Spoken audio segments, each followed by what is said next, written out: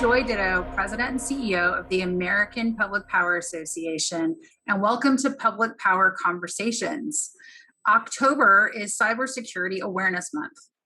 Following events like the ransomware attack on the Colonial Pipeline earlier this year, there is an increased interest in how to continue to improve the resilience of the United States critical infrastructure sectors, and notably our electric sector, which is responsible for keeping the lights on nationwide. Here to discuss how industry and government are already working together to help enhance grid resilience in the face of not only cybersecurity attacks, but also physical threats and natural disasters, is Kate Marks, who is Deputy Assistant Secretary at the U.S. Department of Energy's Office of Cybersecurity, Energy Security, and Emergency Response.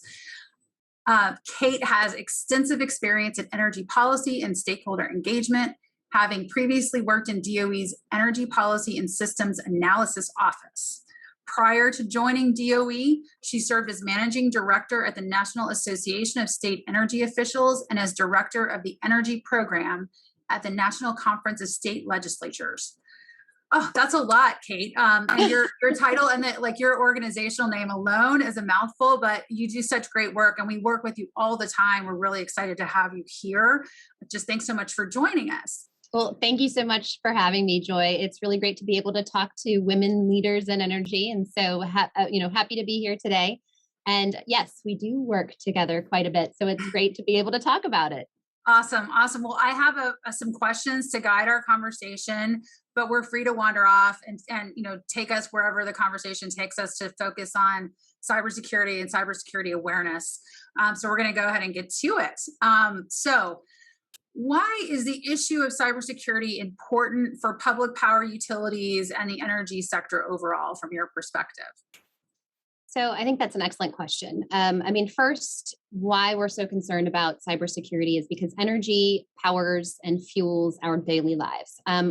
All of the other critical infrastructure sectors, whether you're talking about finance or water, transportation, they're all reliant on us in the energy sector. A widespread energy disruption could really affect things like hospitals.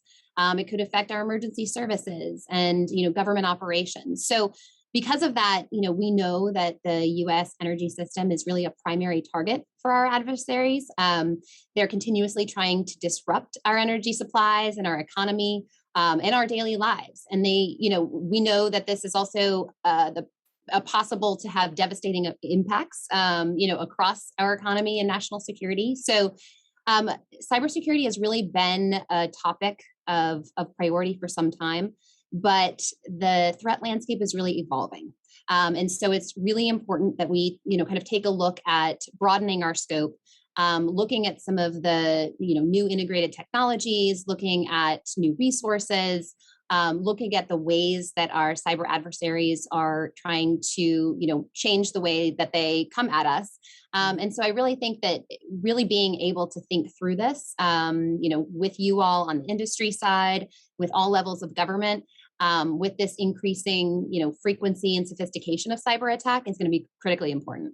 That's so, all of that is so true. And I think a lot of times, particularly with some of our members, they see it as kind of like, where do you even start? Right. And especially since this is an evolving risk landscape, keeping up with the risk and managing and mitigating the risk over time is going to be so important for them.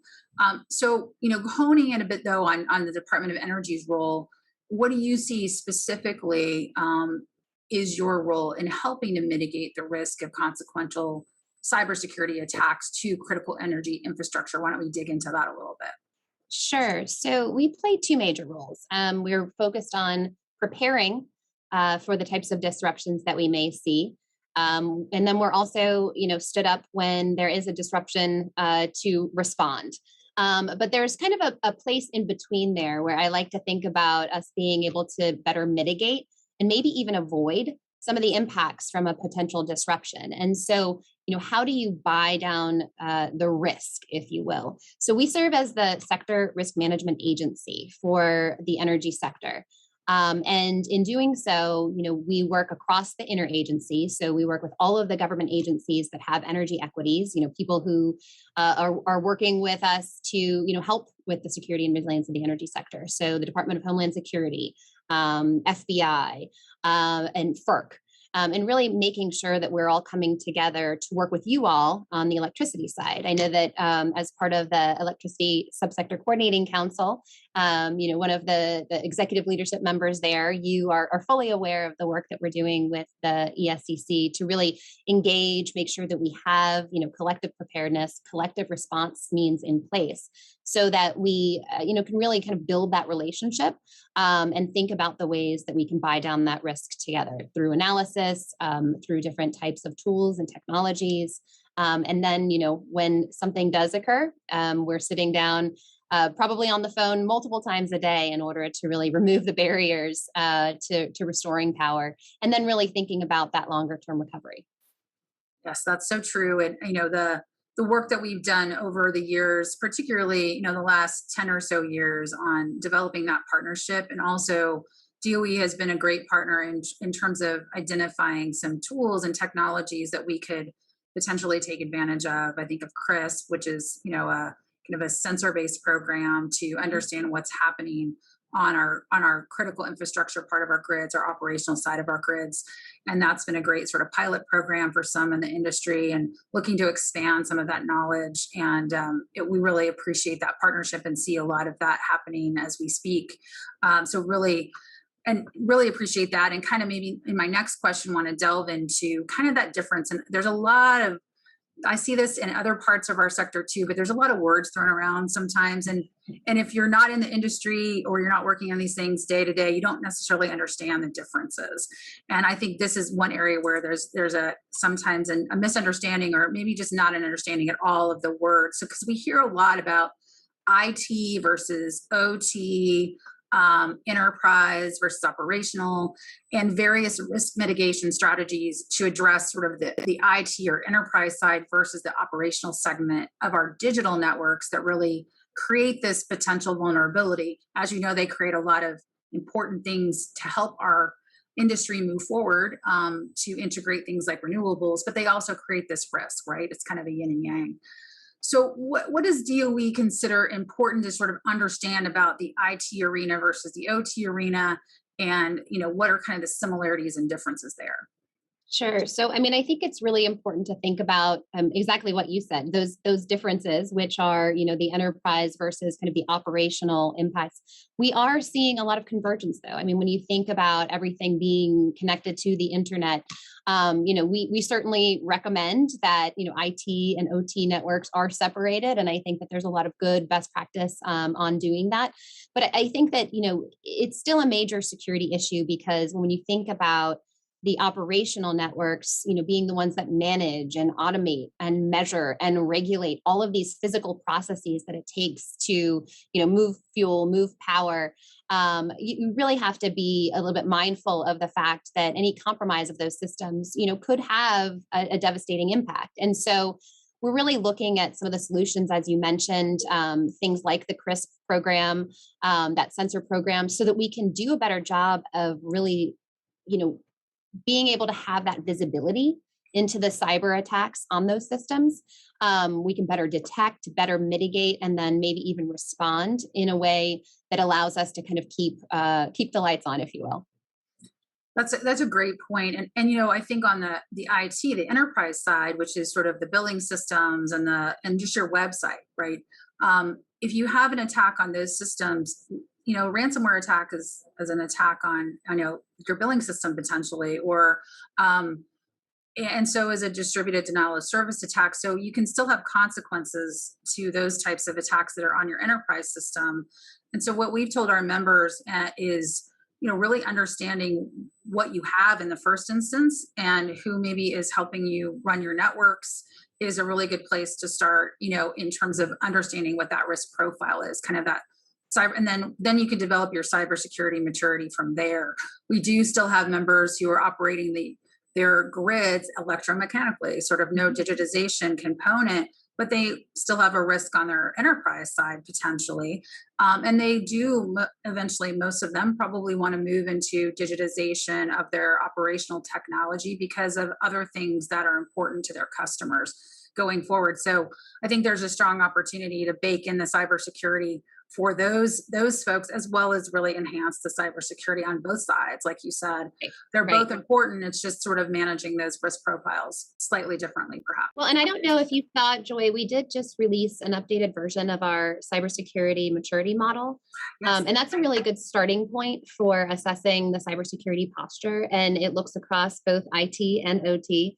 And there are people that we can provide that can actually come in and help companies that maybe aren't as adept at kind of walking through something like that, and be able to help familiarize with those types of systems, and then also, kind of run them through that program and look at mitigative measures if any are needed.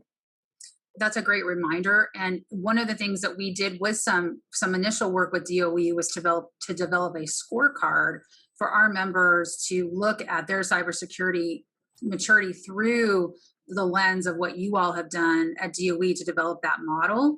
And that's an excellent reminder to our members that those tools are available to them and that you all have just recently updated that. So very much appreciate that and appreciate the partnership that you all have enabled us to have with you all, and then in turn with our members to help enhance that maturity.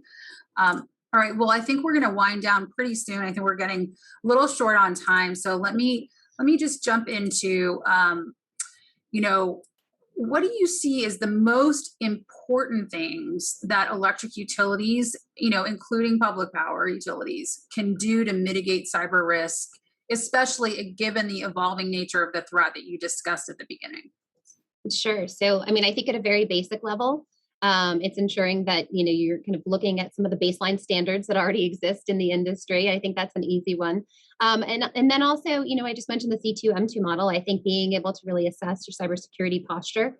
Another thing is information sharing. I mean, I think being able to understand, what information is out there about the threat, and how it kind of aligns with what you're thinking about in your own networks and your own systems, and feel free to ask questions of the Department of Energy when you need to understand that information. We're always open to that. I mean, I think also being able to have some of those sensor and technology programs is going to continue to allow folks to have the detection and monitoring response capabilities. That's going to become critically important. And I know that we're hoping to really expand our efforts there. I think helping people within your organizations recognize that cybersecurity is not just something that the CISO needs to do nowadays. It's really on everybody to make sure that you understand your role in cybersecurity and really, ensuring resilience of the system. So I think there's a role for everyone, and being able to make sure that people understand that is critically important. Yeah, that's great. It's a great way to end things. I'll just maybe key off of that briefly and just say, we sort of see, I think, electric reliability and resilience in a team effort when we're thinking about our utilities, and then we think about APPA as a support for that at the national level. But really, we've integrated the industry and the federal government more into that team, because you all have certain things you provide to us to enable us to understand the risk, evaluate it, and then mitigate it. And you all are doing some of the many things you talked about earlier on. But we're really partnering much more heavily because the cybersecurity issue can be an international issue. It is again evolving. We haven't always understood the nature of the threat until we've gotten further along. And digital systems are becoming more and more ubiquitous. So the team has expanded. So we have not only the industry team and sort of the individual utility teams, but we have the federal government as part of our team. And we really appreciate you being on our team, Kate. And thank you for spending a little bit of time with us today, and look forward to mitigating that cyber threat as we move forward, especially as we are on heightened awareness during Cybersecurity Month, but hopefully throughout the year, 24/7, 365. That, thank you. Any parting remarks for you, Kate? No, I was just going to say the same thing. It is a 24/7, 365 job. So thanks for bringing that up, and look forward to talking to you very, very soon. All right. Thank you again. Take care. Bye now.